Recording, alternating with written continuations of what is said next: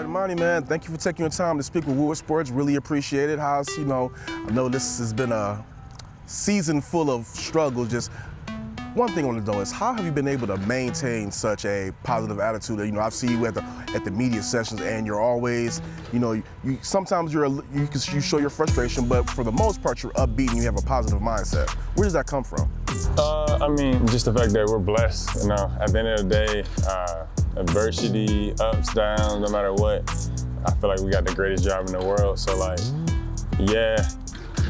is certain parts of the game frustrating? Yes.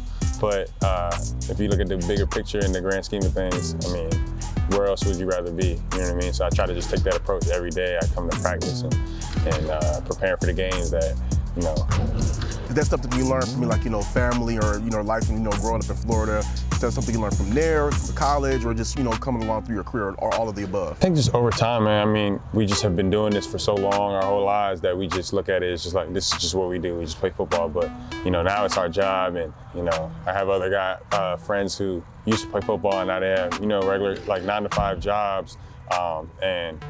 They're just like, man, cherish that moment. They always say that, and I'm just like, bro, it's just crazy. Like, we get to come to the facility in slippers, you know what I'm saying? So it's just a blessing. Now, you're a young player yourself. You're 25, correct? Yes. And you've been with the Lions a couple of years, and you're young, and you're leading a group of younger players, Bobby Price, Jerry Jacobs, AJ Parker. How are you able to be a mentor and lead such a young group while also trying to ascend and develop your game more? Oh, man, I feel like, those guys come in, man, and they just are already programmed. I feel like these guys bring in guys who are already programmed, ready to work. Guys like me, Tracy, Will, guys who've been around here the past few years, it is new to us being leaders and being so young, granted that we're only in year 3 as well, but those guys just adapt already. They come in, they work hard, they accept the game plan, trust the coaching, and then just match our standard, you know what I mean? And try to exceed our standard. We just pushing each other all the time. Every day is a competition, so. Now, a couple of those guys are undrafted free agent, undrafted, rookies. Do you see them coming into the team, into the camps and whatnot with a chip on their shoulder because they did not get picked up? Absolutely. They're going against guys who might, on paper have the odds over them, but them being undrafted, they gotta always have that chip on their shoulder mentality. And I think, guys like you said, Jerry and Bobby, Jalen Elliott, guys who were undrafted, they all came in and took that approach, and that's why they're here right now. Now, Jaylen Elliott's been the man of the hour this past week. Everybody's been talking about his play over before the past couple of games was on the practice squad and got elevated up for a temporary assignment. Now he's signed to the 53-man roster. What did you personally see out of Elliott where it's just like, yeah, this is good that he's up here now? He loves the game, man. I think he that's someone I feel like honestly inspires me to how he approaches practice every week. He goes out there, he's flying around the field, making noise, like he's in the game, and I think that gives him the best chance now that he has the opportunity. So he's gonna capitalize on it for sure. So struggles first half of the season. Now this is the whole new season after the bye week. It's a whole new season. What do you see as the potential of this defensive unit as a whole to finish out the rest of the season? Where do you think the ceiling is? I think we can be whoever we want to be. We have the players, we have the scheme, we have the right work ethic. We're never ever questioning anyone's work ethic. We just got to put it together and execute, I feel like. So, like I said, we can be whoever we want to be. I think, coming back from the bye week gave us a sense of a fresh start. And so we're taking that and ran with it. Now, I don't know how much you pay attention to social media or the press clippings or whatnot, but of course, being 0-8, being winless, it comes with its fair share of criticism. How are you able to drown that noise out and focus on the goal at hand of getting, turning this team around and winning? You just got to be mentally strong, man. Like you said, there are a lot of people. Detroit loves this city. Detroit fans love this city, and they're just praying for a winning team. And so they get frustrated at times when they don't see the output that they want and that we want. But at the end of the day, it's our job to come up, show up to work, and go to work. So we don't let that affect us. We try to just block out the noise, even when we're in our highs. Try to block out the noise as well. What would you say to the fans who are those frustrated fans that you were talking about? What would you say to them right now as the team is going through this rebuild or this new leaf? Yeah, I would say just stick with us, man. I think we're working our tails off. I think we're gonna start seeing some wins. We're gonna be on the other side of this thing sooner than people think.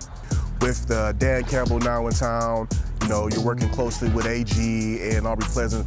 Do you feel that their message from where it started in training camp and preseason is still resonating with players? Absolutely. I think it's resonating even more. I think they kind of try to put a perspective in our head during camp that we would need to keep by this time, and everything they've said is held true. So we just got to hone in on those things, those little details, those things that they talked about with us, and just try to maximize our opportunity.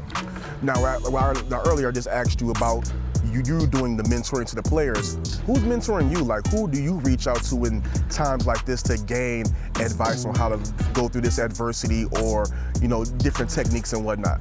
I mean, honestly, I try to lean on my teammates, man. I think who else better to lean on than my teammates, guys around me, because that's who I'm going to war with. So I kind of we have conversations, we talk about perspective, put certain things in perspective, and then think about how we can be better and change things. So I think leaning on them is the best. But I definitely have other guys, older guys around the league that I played with previously that might reach out every once in a while and talk to. So everybody all throughout the season has been talking about the lessons that they've been learning from Aaron Glenn and Aubrey and the things that they have done to help them enhance their game. What is something that you've learned so far from AG that has helped you enhance your game or your attention to detail? I think just the urgency and the sense of urgency it takes to play a corner is a lot higher than maybe I might have really expected. A lot of the times I feel like, especially through high school and maybe sometimes in college, you're always just the man and you're always that guy, always more athletic than other guys. But in the NFL, everyone's that guy, you know what I mean? So you got the attention to detail and the sense of urgency is so maximized and so much more important that I'm just starting to really, really hone in on that and try to take that approach. Earlier this season, I talked to Trey Flowers, and he was talking about how the whole team was going through a rebuild, and sometimes fans would be like tank to the next year. But he said that you guys are not looking at this as like tank, because you're putting your bodies on the line, and it's a very violent game. What would you say to fans who are like right now with what their team is that may still try to say that mindset like they shouldn't go out there and try, they just go ahead and just try to play for draft position next year? What kind of message would you say to those? I feel like it's bigger than just football, man. I think like you said, we're out there putting our bodies to work and trying our hardest to get a win. But at the end of the day, like, this is what feeds our family. People can't just going out there and just, like you said, tanking. What does that look like to your kids? What does that look like to other kids that we're leaders for?